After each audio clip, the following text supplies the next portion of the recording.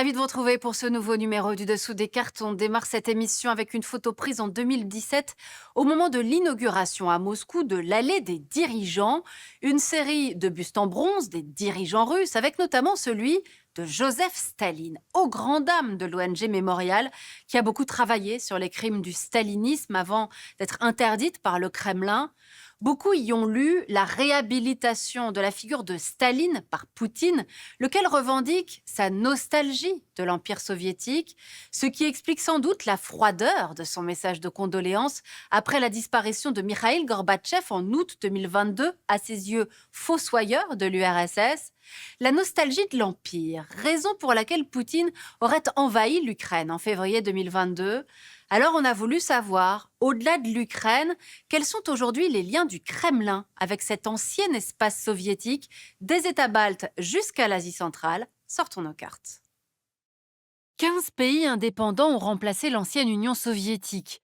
L'immense Russie, avec ses 17 millions de kilomètres carrés, ses 11 fuseaux horaires et ses 145 millions d'habitants, domine toujours cet espace qui va de la Baltique au détroit de Bering. Mais la Russie a un point faible, elle est peu densément peuplée et sa population est vieillissante. Face à ce géant, les autres républiques se présentent comme un patchwork d'États bien plus modestes en superficie, 5,2 millions de kilomètres carrés au total, mais plus densément peuplés, 154 millions d'habitants. Alors regardons de plus près. À l'ouest en Europe, on trouve 3 pays baltes, Estonie, Lettonie, Lituanie. 2 États slaves, Ukraine et Biélorussie, ainsi que la Moldavie. Au sud, le Caucase, entre la mer Noire et la mer Caspienne, abrite la Géorgie, l'Arménie et l'Azerbaïdjan. À l'est enfin, 5 pays se partagent l'Asie centrale, Kazakhstan, Ouzbékistan, Turkménistan, Kirghizistan, Tadjikistan. Vue de Moscou, cette mosaïque politique, économique et culturelle forme l'étranger proche, Blижнее зарубежье en russe. Pour le Kremlin, il s'agit d'un glacis sécuritaire vital, d'une sphère d'influence et d'intérêt jugée stratégique. Avec Vladimir Poutine à sa tête depuis 2000, un ancien officier du KGB, la Russie pense y défendre sa survie en tant que grande puissance. Alors pour bien comprendre les enjeux, revenons 30 ans en arrière. En novembre 1989, la chute du mur de Berlin annonce la fin de la guerre froide entre l'OTAN et l'Union soviétique et ses alliés. Le rideau de fer qui sépare en Europe les pays communistes du pacte de Varsovie et les pays de l'Alliance atlantique disparaît. Entre 1989 et 1991, les 15 républiques soviétiques tiennent leurs premières élections libres et choisissent les unes après les autres de quitter l'URSS. Le 25 décembre 1991, Mikhaïl Gorbatchev démissionne. L'Union soviétique, née en 1922 sur les cendres de l'Empire tsariste, vient de rendre l'âme. L'effondrement a été rapide, brutal. C'est la fin d'une histoire commune, un traumatisme pour certains, un immense espoir démocratique pour la plupart, et la naissance de 15 nouveaux États indépendants. Alors plus de 30 ans après ce séisme géopolitique, où en sommes-nous ? Commençons par la maîtrise de la langue russe. Regardez, voici la carte des populations russophones. Ils sont plus de 90% en Russie, au Kazakhstan et en Arménie, et ils sont nombreux en Estonie, en Biélorussie, en Moldavie et en Azerbaïdjan. On trouve également d'importantes minorités qui parlent le russe en Lettonie, en Ukraine, mais aussi au Kirghizistan et au Tadjikistan. Moscou s'emploie à soutenir cette langue russe en déclin chez les jeunes générations grâce à sa fondation Rousski Mir, le monde russe, et en finançant des universités russophones dans son étranger proche. Car la langue est à la base du soft power que la Russie exerce sur ses voisins via Internet et via des chaînes de télévision comme Russia Today, puissants médias au service de la propagande du Kremlin. Vous voyez sur cette carte la part des médias de masse en russe dans l'espace post-soviétique. La Moldavie et les États baltes ont d'ailleurs suspendu partiellement ou entièrement les chaînes russes après l'invasion de l'Ukraine. Voyons maintenant les relations économiques entre Moscou et l'ancien espace soviétique. Avec ses immenses réserves de pétrole et de gaz, la Russie domine le secteur crucial de l'énergie. La plupart des États voisins, moins riches en hydrocarbures, dépendent du fournisseur russe pour leur approvisionnement. De plus, le réseau de gazoducs et d'oléoducs qui permet d'exporter ces hydrocarbures date encore en partie de l'époque soviétique. Notamment le gazoduc Brotherhood qui relie la Russie à son principal client d'avant-guerre, l'Union européenne, et traverse le territoire ukrainien. Pour contourner l'Ukraine, les Russes ont construit le Yamal, qui passe par la Biélorussie, le Turk Stream par la mer Noire et les Nord Stream 1 et 2 par la Baltique. Ce dernier n'a pas été mis en exploitation pour cause de guerre en Ukraine. À présent, voyons où en sont les rapports de force militaires.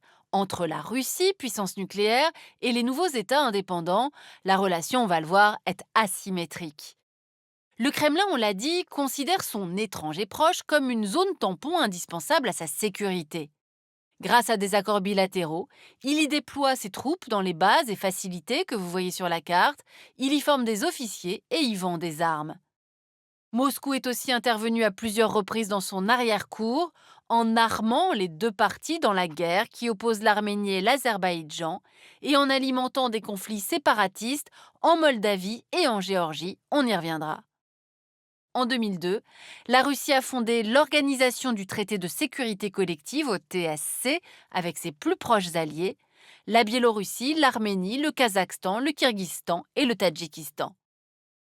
L'objectif de Vladimir Poutine est de contrebalancer l'OTAN, perçue comme une menace stratégique depuis un élargissement vers l'Est en 1999.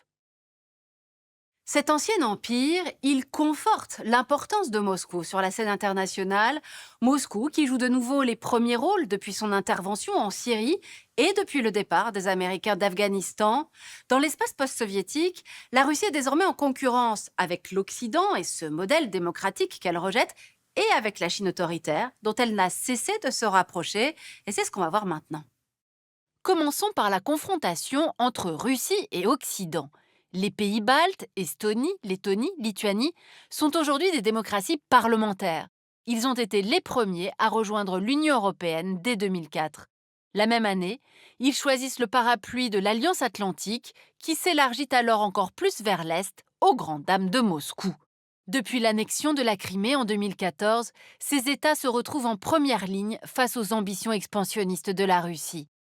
Et en 2022, la Lituanie, qui partage sa frontière sud avec l'enclave russe de Kaliningrad, a même été menacée de représailles par Moscou pour avoir bloqué le transit ferroviaire de certains produits russes en application des sanctions de Bruxelles. Fin juin, les troupes de l'OTAN dans les 3 pays baltes ont été renforcées. Regardons à présent le cas de la Géorgie, petit pays du Caucase qui, comme l'Ukraine, a voulu rejoindre le camp occidental.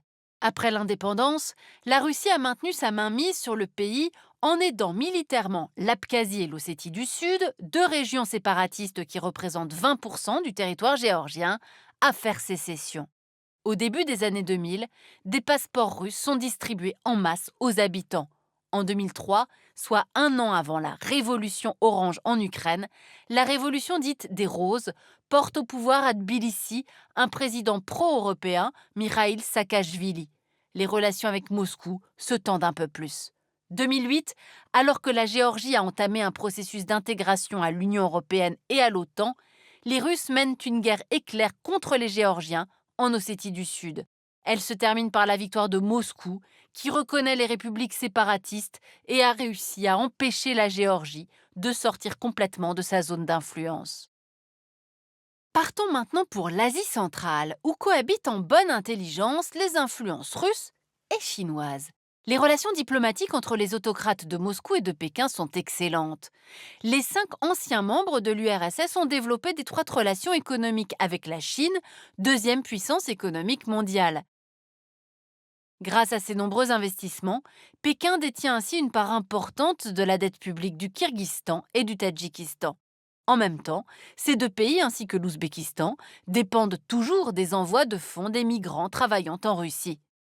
Le Kazakhstan, avec un territoire riche en ressources, tire quant à lui habilement son épingle du jeu entre influences russes, chinoises et occidentales. Avec une importante minorité russe dans le nord du pays, le régime au pouvoir a maintenu de bonnes relations avec Moscou. Pourtant, il a refusé d'envoyer des troupes en Ukraine et n'a jamais reconnu ni l'annexion de la Crimée, ni les républiques séparatistes géorgiennes et ukrainiennes. Cette politique lui a notamment permis d'éviter les sanctions occidentales décidées après l'offensive russe. Le Kazakhstan a par ailleurs développé sa coopération avec la Chine, à qui il vend notamment du pétrole. De plus, son territoire est stratégiquement placé au cœur des nouvelles routes de la soie, le projet de commerce global de Xi Jinping. Enfin, le pays vend aussi son pétrole aux États-Unis ainsi qu'à l'Union européenne, qui est aujourd'hui devenue son premier partenaire commercial. Voilà pour cet état des lieux de la relation du Kremlin avec l'ex-espace soviétique. Si la guerre en Ukraine devait pour le Kremlin faire reculer l'Occident, c'est déjà pour certains experts un pari perdu. En effet, le désir d'Europe et de démocratie des Ukrainiens est renforcé par la guerre. La voisine finlandaise veut rejoindre l'OTAN. L'Allemagne se réarme. En définitive, l'ancien empire soviétique est désormais ouvert à d'autres influences que celles de Moscou, force d'attraction du modèle européen, mais aussi influence concurrente de la superpuissance économique chinoise, en Asie centrale notamment. Nous avons préparé avec elle cette émission. Tatiana Kastueva-Jean de l'IFRI publie chez Talendier La Russie de Poutine en 100 questions. Ainsi s'achève ce nouveau numéro du Dessous des cartes. Rendez-vous bien sûr la semaine prochaine, même endroit, même heure. Et d'ici là, n'oubliez pas notre site internet arte.tv. À bientôt.